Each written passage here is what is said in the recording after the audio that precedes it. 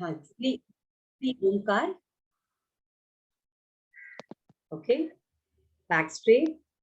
Close your eyes. Omkar. लंबी सांस.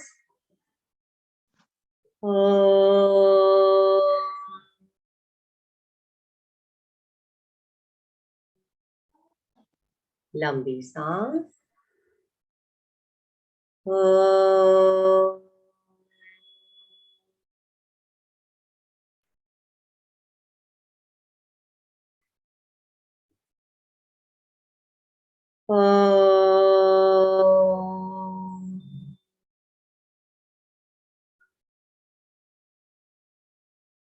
Feel the vibration of Omkara. Slowly and gently open your eyes. Okay. Namaste again. Yeah. Okay. So today, this is a part of 2.6. Okay. It's Prana Shuddhi. So today I'll be speaking about Prana Shuddhi. And what is Prana Shuddhi? Okay. Then how it is related to our physiology and anatomy. And then we will say how the Prana Shuddhi is. We will see how we will relate how Prana Shuddhi is important. Okay. Now, what is the meaning of prana? Prana means life force, vital force. Okay. And Shuddhi means cleansing. Okay. Yeah. So, Prana Shuddhi means cleansing of your prana. Now, let us see. When you started with the word prana, we will see further what is this, where this prana is located and how many pranas are there. So I will just give you a rough idea about the yogic anatomy. Okay, a rough idea. Now, according to our yogic anatomy, our body is covered by 5 koshas, pancha koshas, annamaya, pranamaya, manomaya, vikyanamaya, and anandamaya. Okay, also, okay, where it is given? It is given in Taittiriya Upanishad. Also, okay, human being is made up of 3 bodies. Where is it given? It is given in Vedanta. Okay, Sthula Sharir, Sukshma Sharir, Karana Sharir. Now, this Sthula Sharir is made up of the 5 bhutas, Mahabhutas, all of us know, 3 doshas and Sapta Dhatus. Okay, and Sukshma Sharir is made up of 5 Karmendriyas, Gyanendriyas, Prana, 5 pranas and 4 Antakaranas. Out of this, we will be dealing with this 5 pranas. So I had to show you the anatomy, then only I can see. So that's why. Now, Karana Shari. Okay, Karana Shari, it is like a small seed and it carries the full information of Sthula and Sukshma Shari. Like for example, one small computer chip can carry lots and lots of information. It is like that. Okay. Suresh sir, you have scribbled on my, okay, doesn't matter. Sukshma Sharir. Okay, this is Karana Sharir, it's a seed. Okay. Now, also, in our human body, there are 72,000 nadis in our human body. Okay. Now, when there are 72,000 nadis, what is flowing through those nadis? Okay. The word nadi itself means to flow. So there must be something which is flowing inside the nadi. That is called prana. Prana. Yes, exactly. Prana is flowing through those nadis. Now, this belongs to the pranamaya kosha. The name suggests belong to the pranamaya kosha. And it is made up of 5 pranas and 5 upa pranas. Okay. Now, what are those? Now, all these are pranas only, but depending on their location, the function will vary depending on their location. For example, prana is located in the chest region. below the neck up to here, chest region. So what will be the function of that prana belonging to that area? The function will be respiration and pumping of the heart. That is the. Now the next one is apana. Now where is this apana located? Apana is located below the navel region and its direction is downwards. Okay, its direction is downwards. Then what is the function of apana? Apana's function is excretion and reproduction. I have not typed here reproduction. Okay. Samana. Now, what is this Samana Vayu? Samana Vayu is located exactly in the center, in between the prana and the apana. Okay, Samana, around the navel region. Okay. Then what is its function? Its function, when the prana goes there, its function will be digestion and assimilation. Okay. Udana. Okay. Now, where is Udana located? Udana is located around your face and your hands and legs. So what will be the function depending on that? It takes care of the function of the brain. Also all these sense organs. Okay. And locomotion. Locomotion as in movement of hands and legs. Okay. Now, Dhyana. What is this Dhyana? Blood circulation. Now, this Dhyana is there flowing throughout the body. Throughout the body. So, what is flowing throughout the body? Blood. So, blood circulation is a function of that particular prana. Okay. So, now, but before, so we have to keep Shuddhi of, my main idea is, so we have to keep the Shuddhi of all these pranas. How we can do it through Kriyas also. Doesn't mean that we have to do only pranayam. We can do Kriya. For example, you can say the function of this brain. The sense organs are attached.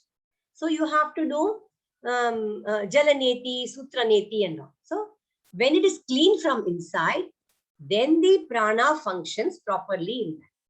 Similarly, Kapala Bhati. What is the meaning of Kapala Bhati? Kapala means this, to shine, correct? Over here. So again, over there, which prana? So we don't want that Udana prana to get stuck anywhere. The main reason why we get a problem, because the prana gets stuck up. Okay, then it malfunctions. Then you get a disease. Now, how we get a disease, we will see later. Okay. Yeah. Now, we will just see how we get a disease. Just to learn why we should do Prana Shuddhi, we should also know that why and how do we get a disease.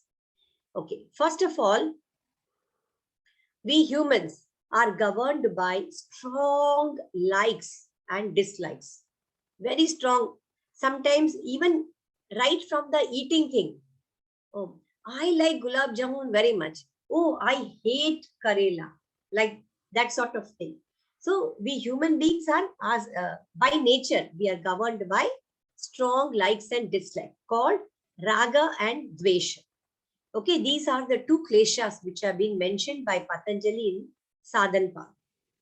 Okay, now these strong likes and dislikes, they control our thoughts, feelings, and actions. Okay, when you like someone, you start behaving in a particular fashion. That means we don't look at that person objectively, whether he is doing the right thing or not, whether he is doing the wrong thing. We just like that person. We forget the objectivity, right? So that way. Now, what will happen if you do this? If you have strong likes and dislikes? The moment you have these strong likes and dislikes, they give rise. You already, according to Bhagavad Gita, you have Shad Ripus. Kama, Krodha, Moha, Mada, Matsar. Okay, you have these Shad Ripus. These Shad Ripus, it's all because of this Raga and Dvesha. It's such a tiny thing. All these Shad Ripus is because of Raga and Dvesha. Moment you have that Shad Ripu inside you, the Manomaya kosha gets imbalanced. It will get disturbed. Okay. And then it gives rise to the mental illness called Adi. It gives rise to mental illness called Adi. Now, when there is an imbalance in the Manomaya kosha, what happens? Pranamaya kosha is very close to the Manomaya kosha. There is a disturbance in this Pranamaya kosha also. We just saw what was there in the Pranamaya kosha. What was there? Nadis, correct? Nadis, and 5 pranas are there. They are flowing through those nadis. Those pranas also get disturbed. And then what happens? They literally start flying haphazardly. And they start flowing in the wrong direction. Just imagine, Apana Vayu direction is downwards. When it starts coming upwards, what will happen? Just think. Just think. Okay, like that. All the prana starts flowing haphazardly in the wrong directions. And when they start flowing haphazardly in the wrong direction, what happens? This gives rise to 3 types of indigestion. Improper digestion. It gives rise to 3 types of improper digestion. Now, what is the 3 improper digestion? Kujiranatvam. Kujiranatvam is wrong digestion. Ati jiranatvam. Ati jiranatvam means over digestion, where the tissue starts eating its own cells. Okay, ati jiranatvam. Okay, then ajiranatvam. Ajiranatvam is just indigestion. So wrong digestion, over digestion, and indigestion. Now these 3 types of improper digestion gives rise to Vyadi. So from Adi at the mental level, now it has manifested itself in the physical level in the form of Vyadi. Okay, now we will discuss. Now this was told by Yoga Vasishtha. Okay, this concept of the genesis of disease was told by Yoga Vasishtha.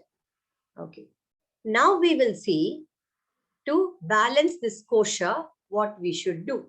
Okay, this kosha at the prana level. Now we have to go the reverse. Now we have to start from the physical level, then go to the prana and the mental level. Okay, so for that, first let us see the physiology of breathing. Okay, now for example, now see a pair of lungs. This is trachea. Okay, and this is bronchus. Okay, you have one more bronchus here on this side. Okay, now these are bronchioles. These small branches are bronchioles, and these bunch of grape-like thing at the end of the bronchioles, you have this bunch of grape-like thing that is called alveoli. And on top of this alveoli, you have some special, some network. It is covered by some special network. Those network are called capillaries. Okay, so just keep this in mind. Again, we will come back. And this portion is called pleura. Okay, now we'll come back to this afterwards. Okay, so let's go to the next one. So first, let us see what is breathing. Okay, so we saw the apparatus for breathing. Okay, how breathing happens. Yeah. So now we will see what is breathing. Okay. Now, breathe in and breathe out. Okay, as long as we do this, breathing and breathe out, we will never die. Okay, so what is this breathing? This breathing is an involuntary process. Right now, I'm speaking, you all are hearing, the breathing is going on. Okay, that is an involuntary process. Okay, but it can be controlled to some extent. Okay, to some extent, You can manipulate the breath. You can make it long. You can make it short. You can change the rhythm. Okay.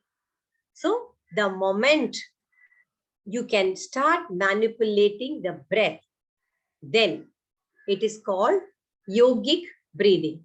The moment you manipulate the breath, it is called yogic breathing.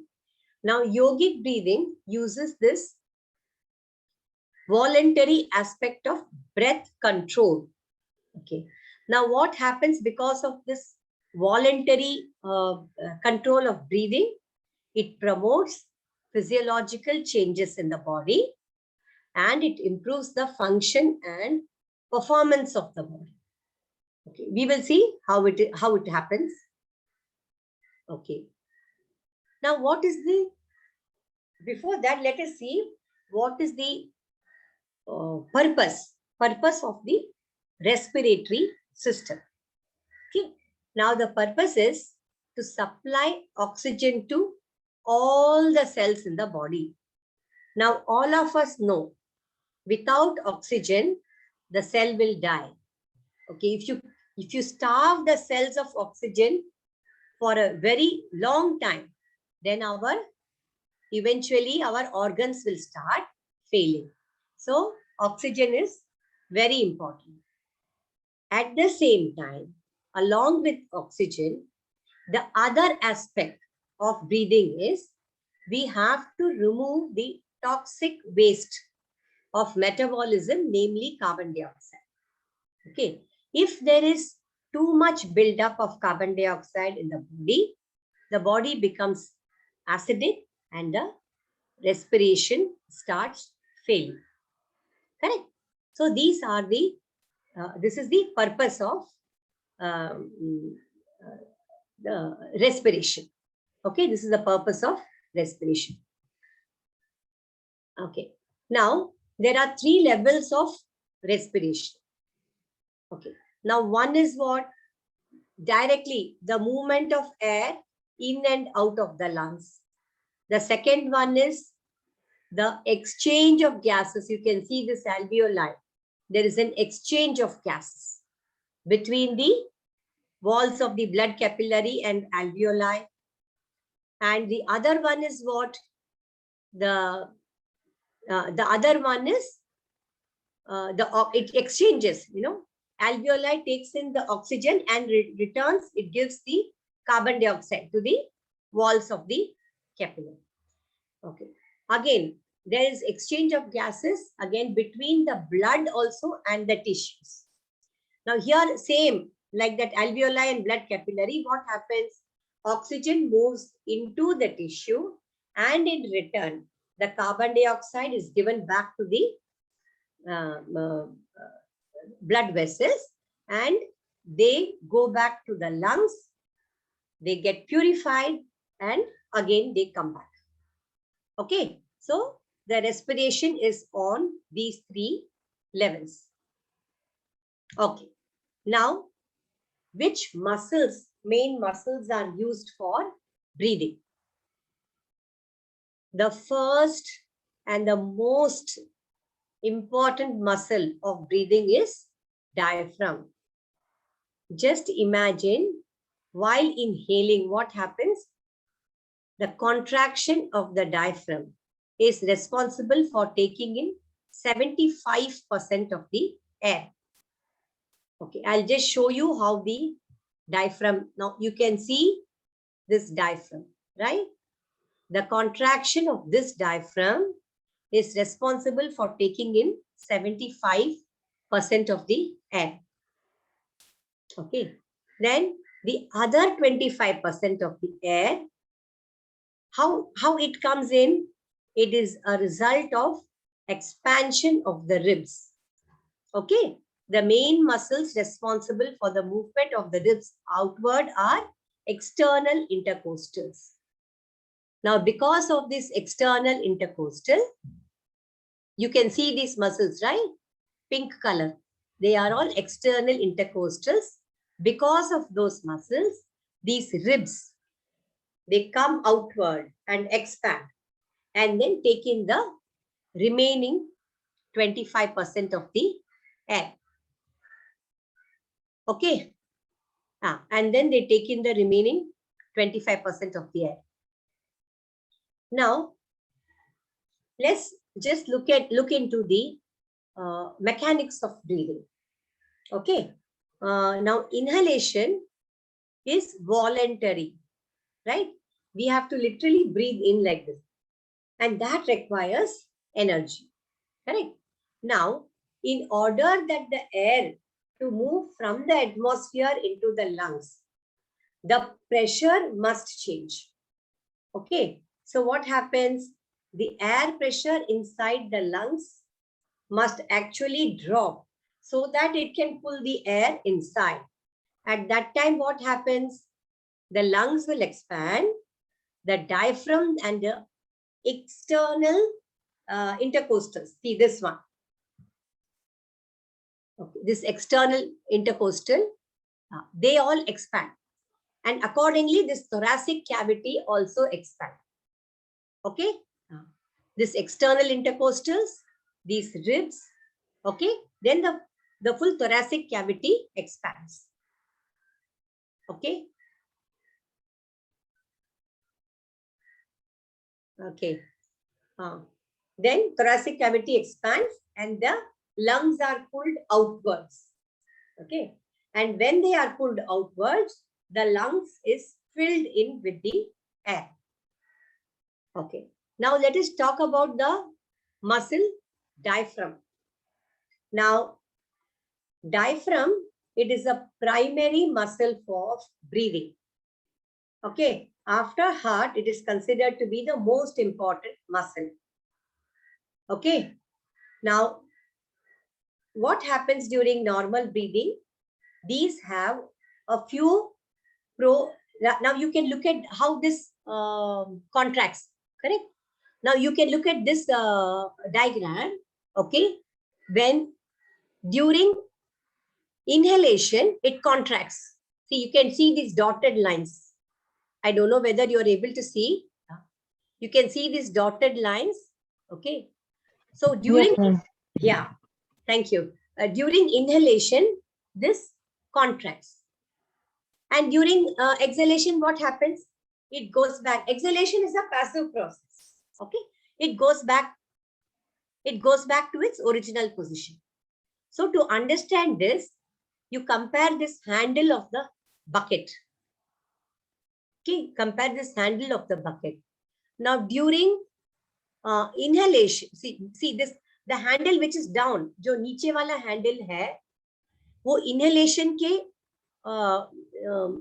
Time पे वो contract हो रहा है, and then this handle, then after inhalation it comes back to its original position after inhalation. So they have just shown the example of the handle of a bucket. So कितना बड़ा invention है ये bucket का, जो ये है वो, है ना? कैसे सोचा होगा ना ये जिसने बनाया होगा फर्स्ट टाइम? वो मैं भी सोच रही थी, और मेरा और क्लियर हो गया वो बकेट देखने से, इसीलिए मैं एक्सप्लेन करने से पहले I have to think a lot, no, तो इसलिए मैंने so you can compare it with the handle of the bucket, okay, during inhalation and exhalation. So that is why this diaphragmatic breathing is very, very, very important. Okay, diaphragmatic breathing. Acha, what happens during exhalation? Exhalation, most of the times it is a passive process. It doesn't require any energy. Okay. Now, we are talking about normal breathing right now. We have not yet come to the yogic breathing. We are talking about the normal breathing. Okay. In normal exhalation, what happens? Immediately, the external intercostals, diaphragm, and the thoracic becomes smaller. Now, this will become smaller. During inhalation, it is expanded. Okay. Then afterwards, it comes back to its original position. This becomes smaller. Okay. Then the thoracic cavity also becomes smaller. Then again, the pressure inside the thoracic cavity. Now exhalation has happened. So the pressure inside the thoracic cavity exceeds the atmospheric pressure. Then only you can throw the air out of the lungs. Okay. Now this was for normal exhalation. Okay. Now why that diaphragmatic breathing is important, that you will come to know. During this forced exhalation, what happens? You are involving the abdominal and the internal intercostals during this forced exhalation. That means you are involving this. This is, of course, transverse abdominis, and there is one more abdominis rectus also over here. That is also involved, and these internal in intercostals, these muscles will be involved during the forced exhalation. Now, what do we mean by forced exhalation? The correct example is Kapalabhati. Okay. See, it is a Kriya. It is not a Pranayama. But since forced exhalation is involved, that is also responsible for Prana Shuddhi. Okay. Now, normally in Kapalabhati, what happens? You see, we know the meaning. In the text, it is clearly given. Kapala means this. Bhati means to shine. Okay. You imagine it is shining over here. That means when you do the strokes of Kapalabhati, the blood is getting pulled upwards. Correct? When the blood is getting pulled upwards, what happens? The cortex, which is the main brain cortex, it becomes alert. It becomes activated. Okay. So when the cortex gets activated, that means the body is prepared to face any stress. Okay. Now, I said the cortex has become alert. Correct? Cortex has become alert. That means sympathetic nervous system has been aroused. So, we all know two types in that autonomous, sympathetic and parasympathetic. Correct? So, in this case, sympathetic, there is an arousal of sympathetic nervous system.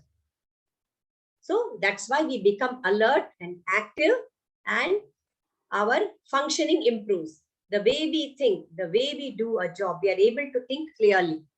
Why? Because it calms down the mind and then arouses this system. So we are able to think clearly and our function improves. Okay. So this was for Kapalabhati, because it was for forced exhalation. That is why. Okay, but we cannot include it in pranayama also. So the actual pranayama will start now. Okay. Now, let's come to prana ayama. Prana means life force, or you can say breath. Control. Ayama means to control. Now, see, we can say, no, as long as prana is there, we are alive. The moment prana leaves the body, no matter how much oxygen we give, we cannot revive the person. Correct? Now, let us look at it from the other way. You want the prana to function properly.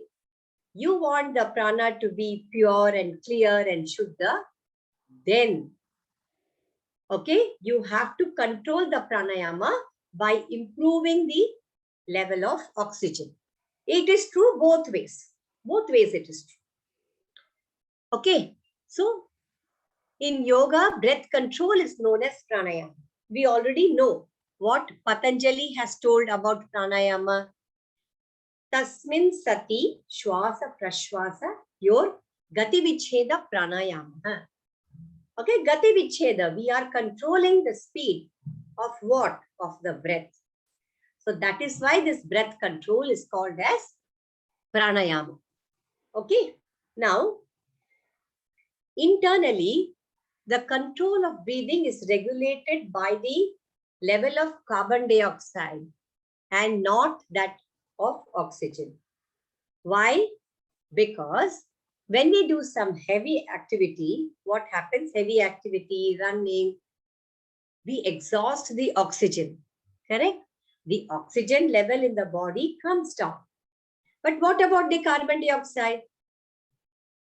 Accordingly, when the oxygen level has come down, the carbon dioxide level has increased. It is totally not proportionate with the level of oxygen. Correct? At that time, what happens? There are sensors in the blood. Okay, sensors located everywhere in the body. They immediately judge, oh, there is a difference in the chemical composition of the gases. The carbon dioxide has increased. Then immediately the message through the sensors, the message goes to the brain. Okay, brain, medulla oblongata is responsible for respiration. Okay, so it goes there, and then what happens? Then immediately it says, oh, you provide the lungs with lot of oxygen. Immediately you provide like that. Then it starts pulling the blood from other areas, send it to the lungs, and all such things happen. Okay, yeah. And now look at the other case. Now I said the carbon dioxide has increased. Now what happens? The body is very relaxed, and the carbon dioxide has reduced below a certain level.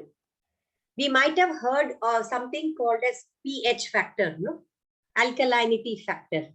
Okay, alkalinity is good only to a certain extent. You know, normal human being, we say 6 should be the alkalinity. Okay, if it goes below that also, it is not good. Then what happens to the body? You start becoming tired, fatigued. You start getting the abdominal related problems, right?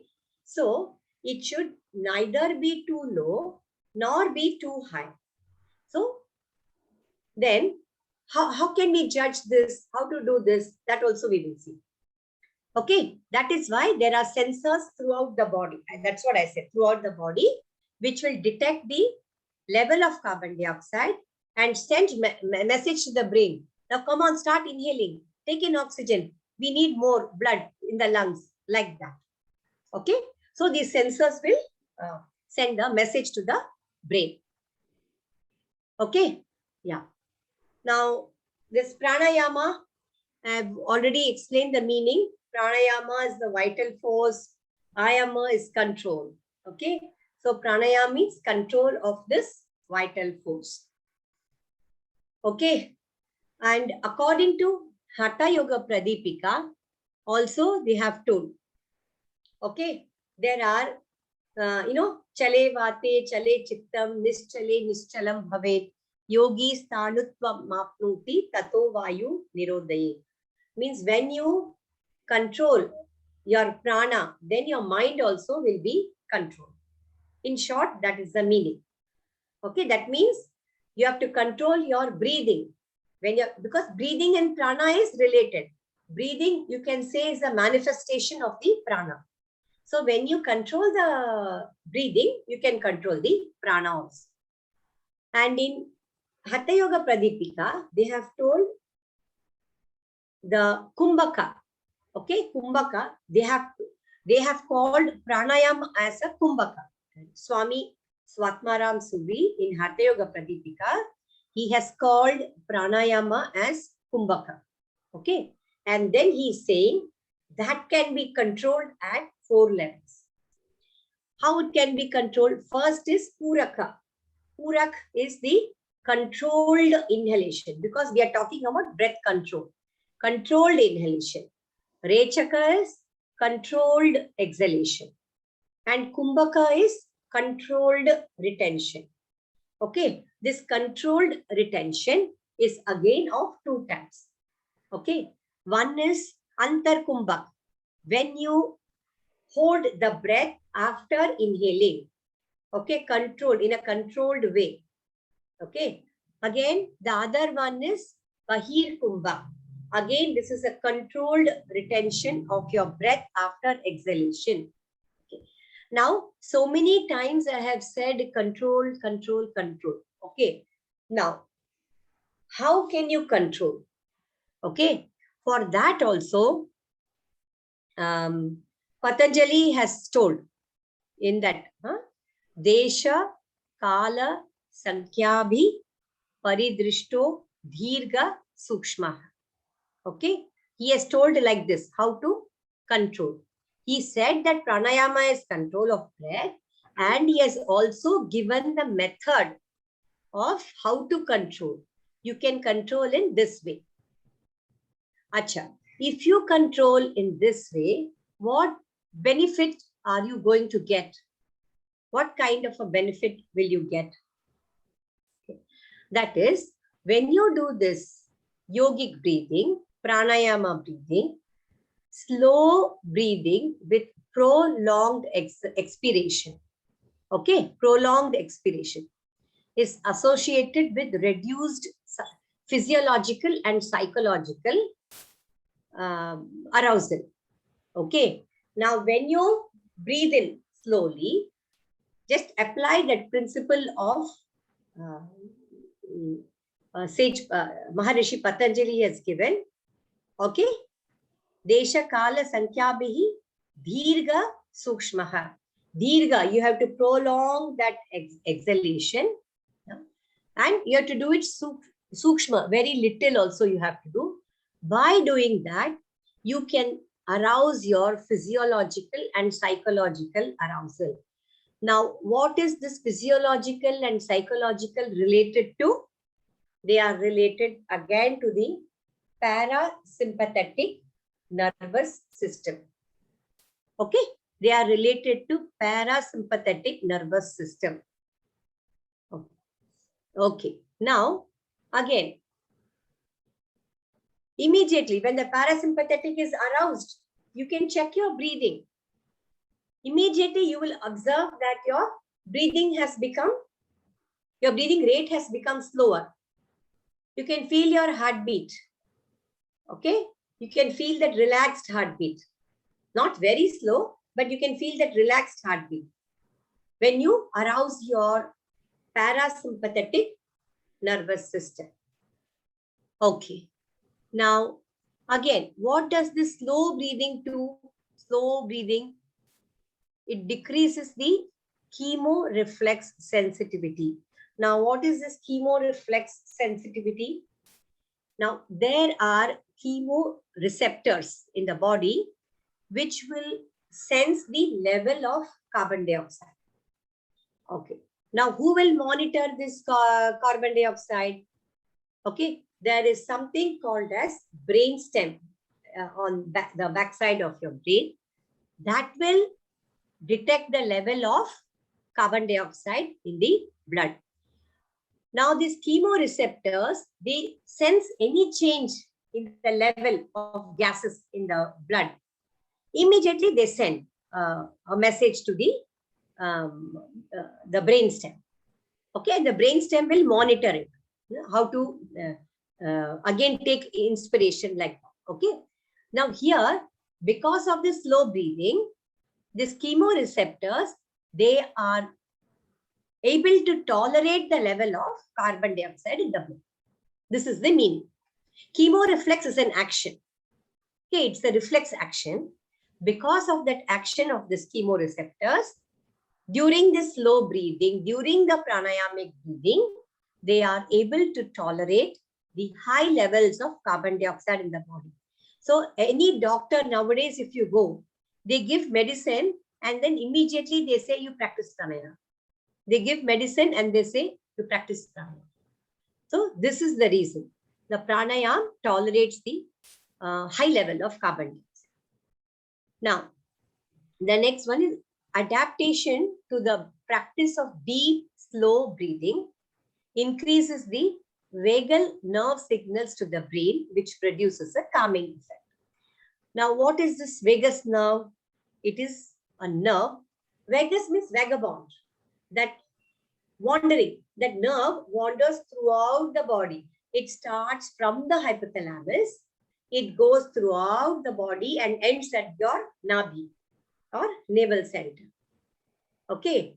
Now, this nerve, what happens? Because of this slow breathing, because of this controlled breathing, pranayama breathing, what happens? This vagus nerve, okay, they send signal to the brain and immediately it produces a calming effect. Okay, immediately it will produce. Now this happens very well in the abdominal breathing. Just simple abdominal breathing you do. Simple abdominal breathing. It has a immediate calming effect on your brain. It is because of this vagus nerve. Okay. Now, what does this do? Yogic breathing, controlled pranayama breathing, what it does? It normalizes the baroreflex sensitivity. Okay. Now, anything is baro. Baro means barometer, means pressure. In case of our body, it is our blood pressure. This baroreflex is a reflex action. Okay. When you do this pranayama breathing, these baro receptors are there. They immediately, they calm down your blood pressure. They bring it to the normal. Okay. So these are all the benefits of pranayama breathing. Now, let us apply this slow pranayama. See, these are all for prana shuddhi. Remember, I told you in the beginning, different places, we call them by different names. But they are all prana and we have to do shuddhi of them. Otherwise, the function of that particular part will not happen properly. Okay, so let us apply. As I said, the slow breathing with prolonged expiration. Okay, same. Dirgha sukshmaha. Desha kala sankhyabihi dirgha sukshmaha. We will use that principle now. On which pranayama we will use? We will use it on Ujjayi pranayama.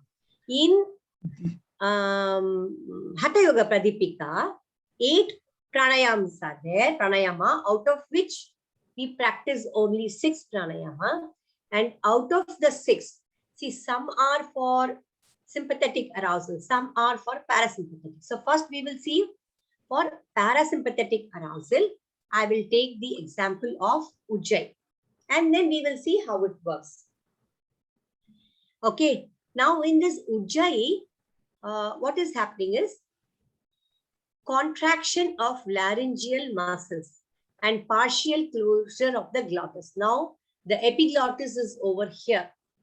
Okay, you have to, if you want, you can try it just now also. If you want, you have to partially close the epiglottis. Okay, suppose the hole is this big. I don't know how you can see me. Huh? Suppose the hole is this big. Now, if I close it half, now see the hole has become smaller. You can right? keep that picture of that epiglottis or what is the contraction. Oh, you can hear. okay. That is very best. I think so. It is in Satish Pathak's. I'll take that. I don't know where it is written. Okay, you said about the Epiglottis. Dirgha Sukshmaha. Dirgha Sukshmaha. Ha. With Dirgha Sukshmaha, the technique is Paridrushto. Paridrushto Yes. means measured.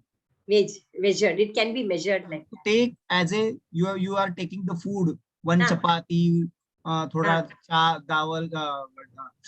dal chawal, like that. You have to measure breathing pattern. Yeah, yeah. While That word is very important. Paridrushto. Word is very important, and I will value add some points. Yes. When you are doing this pranayam, you have to use the 5 steps of the technique. 5 steps of the technique, which we are using the 5 steps technique in asana. Yes. Purvasthiti, going towards asana. Asana, posture. Coming back to Purvasthiti and asana, Purvasthiti. Yeah.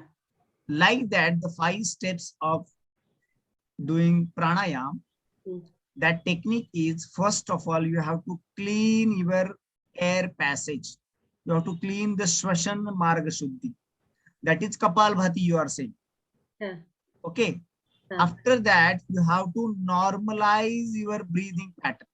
Normalize means whatever your breathing pattern is synchronized or contracted or rigid, you have to use three type of vibhagiya shwasana or sectional breathing. Oh. Second is normalized. And the third one is you have to control what you are telling right now. Ujjayi, you are controlling. Controlling. Ujjayi, Surya Bhedan, Bhedan.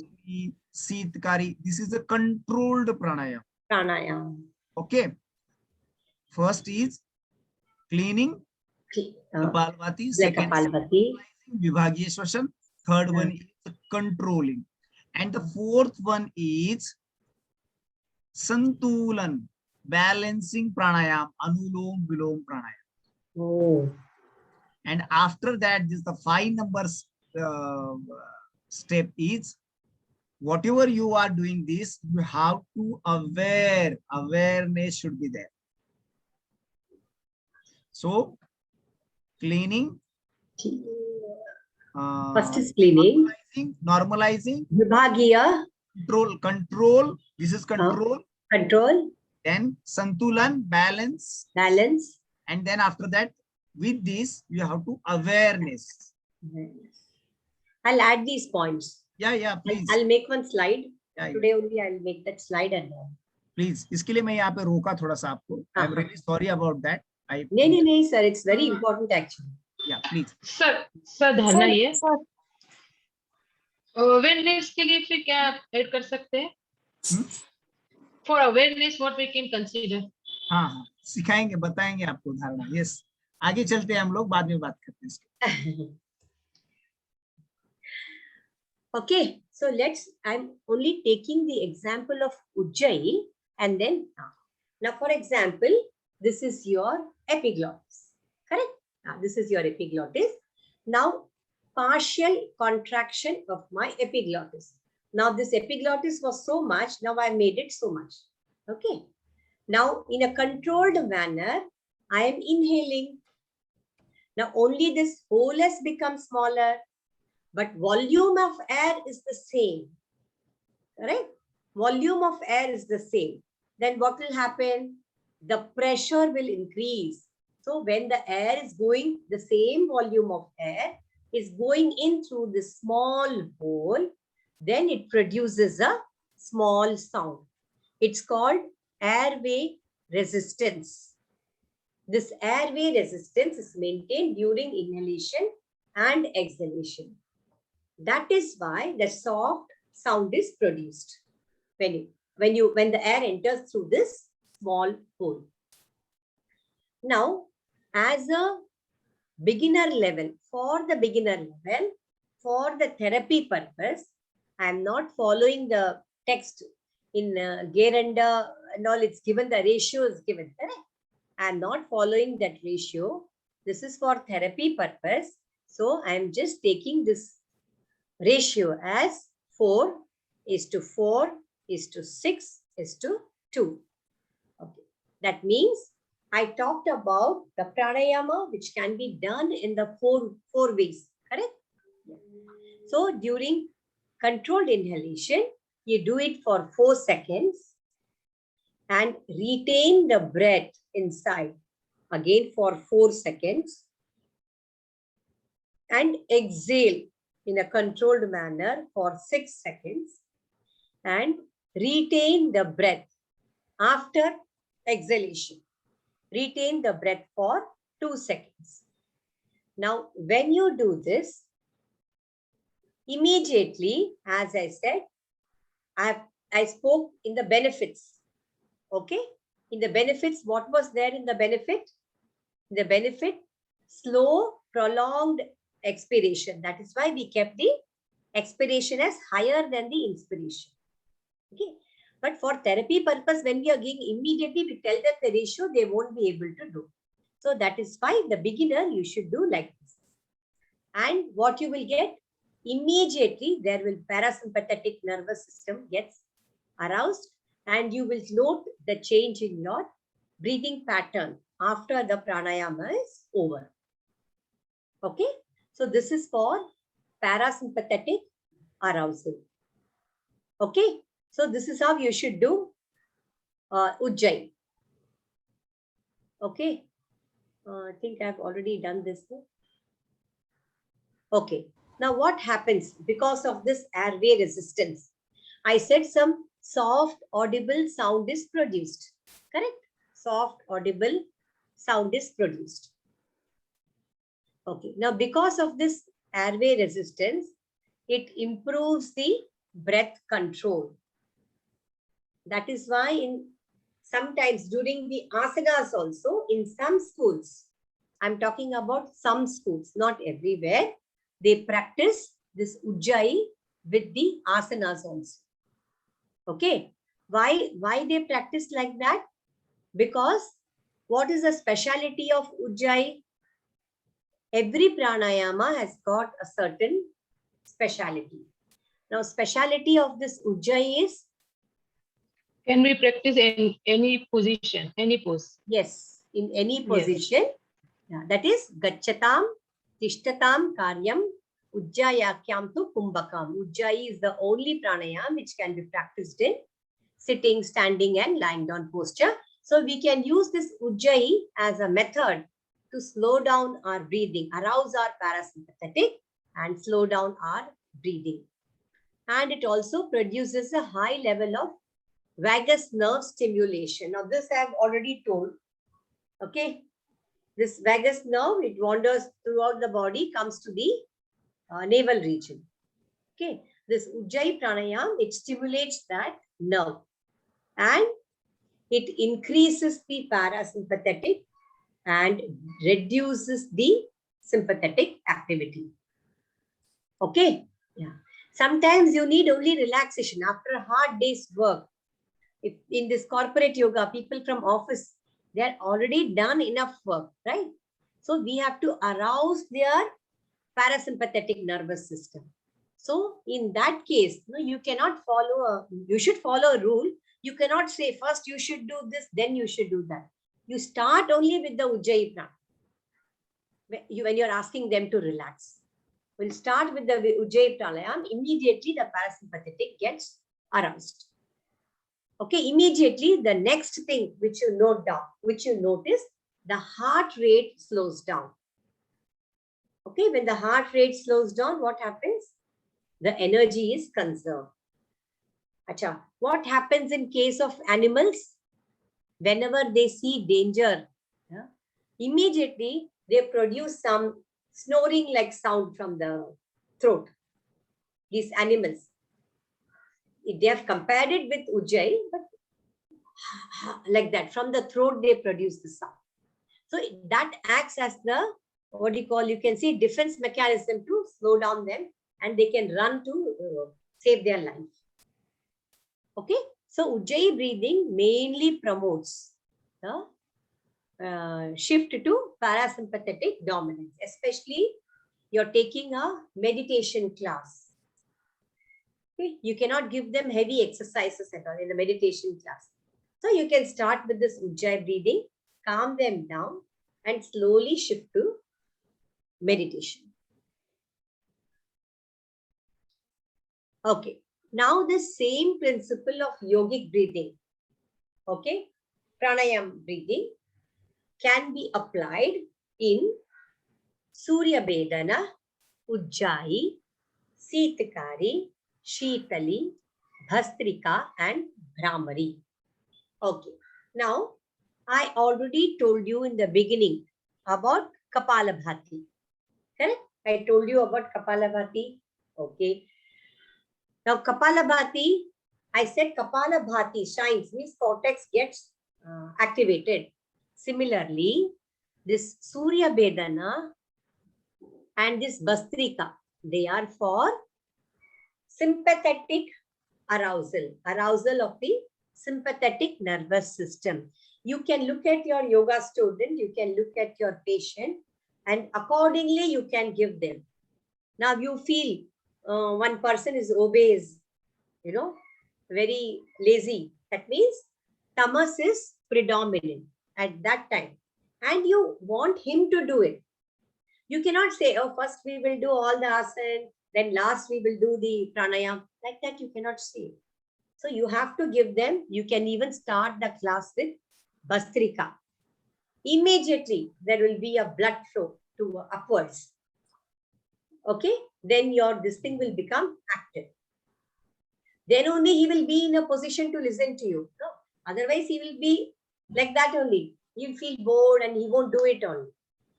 Okay. So this Surya Vedana and this Bhastrika, these are all for the sympathetic arousal. Okay. For sympathetic arousal. Now, what about this Ujjayi? Ujjayi we have already talked about just now. Okay. This Ujjayi, Sheetkari, Sheetali, they are all cooling pranayams. Cooling pranayama. Ujjayi, Sheetkari, and this Brahmari. Ujjayi and Brahmari. Okay. They are for parasympathetic arousal. Immediately. Nowadays, lots and lots of research is being done on Brahmari and Omkara. Because of that, vibration, okay?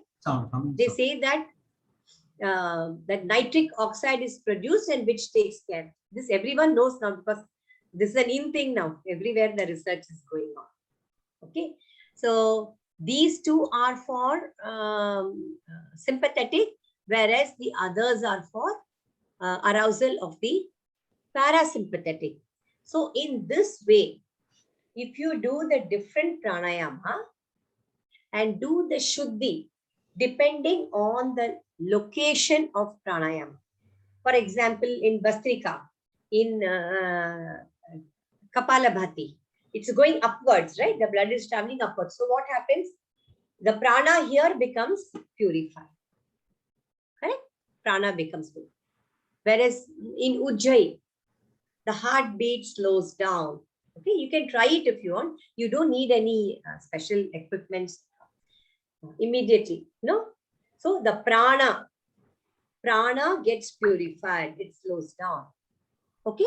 So everything depending on the location of pranayama, or I'm sorry, the location of prana, you do these different pranayamas and the prana gets purified.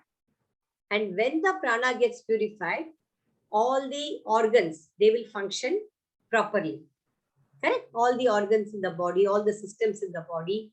When the prana is flowing very nicely and harmoniously, naturally even the organs and the systems will function properly. Okay. So this is about the pranayama. And the last one is about the Omkar. This Omkar is also one kind of a pranayama because we are using yogic breathing in this also.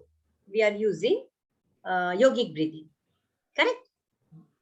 Now this Omkar chanting has effect on the brain.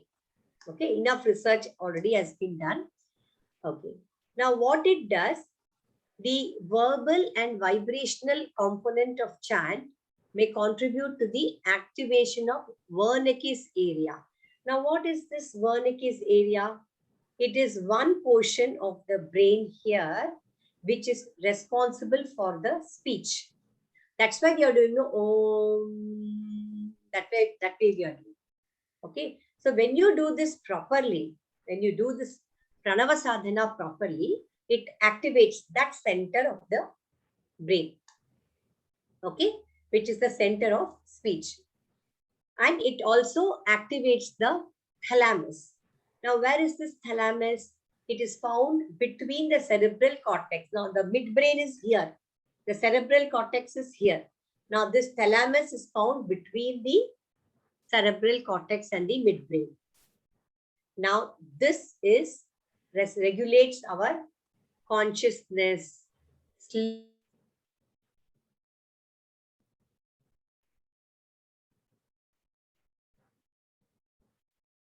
states. One is waking, one is sleep, one is deep sleep, and the fourth is Turiya.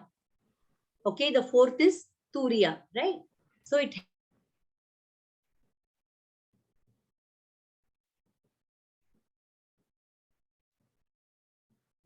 from one of the PPTs of Vijay sir only. Vijay sir, or I think one of your PPTs, I got this diagram. of Omkara. How the Pranava sadhana is done. In Patanjali Sutras, it's called Pranava. Om. Okay, so how that sadhana should be done? क्या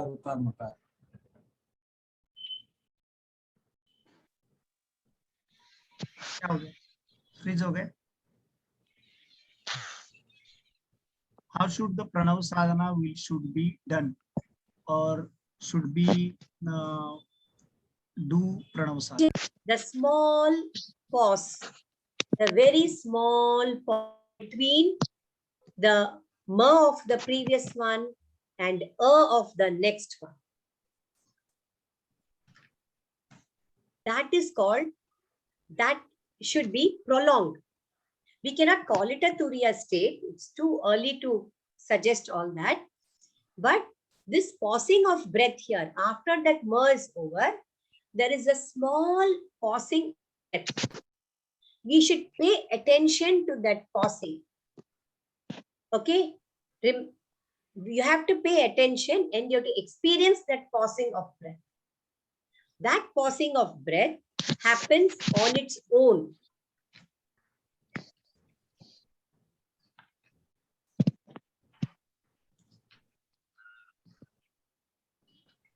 Go to the next. Okay. Now what happens? Like this, you have to keep chanting. And you have to increase this, the small line, straight line, which you can see. Silence.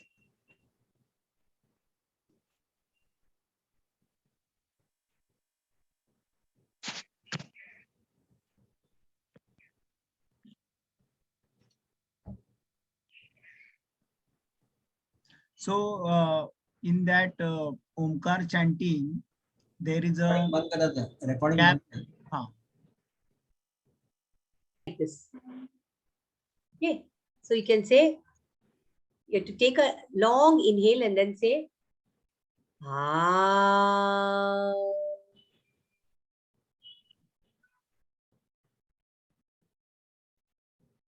Now here you have to wait. Wait and observe the breath, whether you're breathing in or breathing out. That you have to observe. Okay. So like this, the prana shuddhi happens through Omkara also. It has been suggested in various Upanishads and also in as a pranava sadhana in Patanjali. Okay. So, sir, that's all I have to say. Thank you. Yeah.